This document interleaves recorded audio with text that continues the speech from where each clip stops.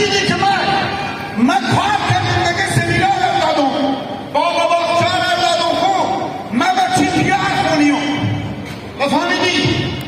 بچه پیار خونیم من الان دیگه قرار شروع میکنه به خوب خوندن و چاردنکی تو قرار دیگه میگه دیلزام باش که من سمینار دادم اما میگم لالا برار من روز بادار بود که من مشکل دارم با یکی رو تا چی بگی؟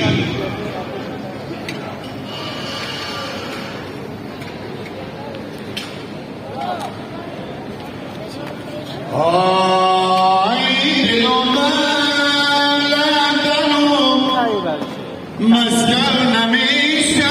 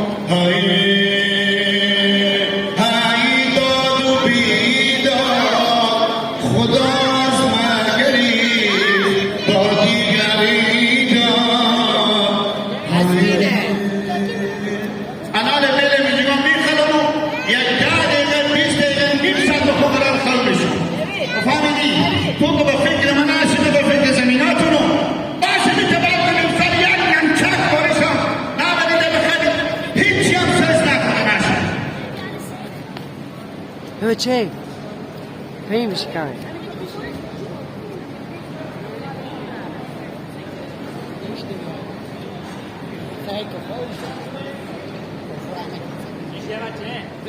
بشی لالا بشی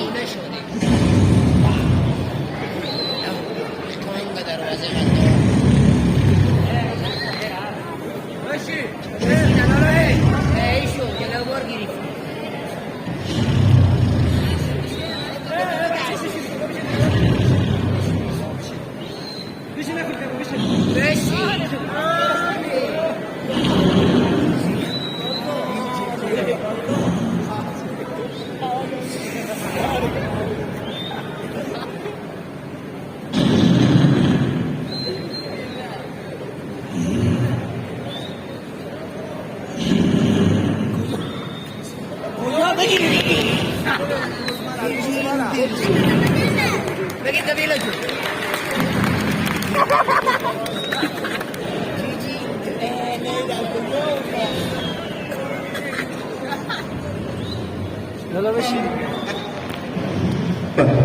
بفهمیدی بچه خاله تو با مدام پرستری که دیگه نه من که با تو میگم هیچ کاری نمیکنم سگو 24 ساعتی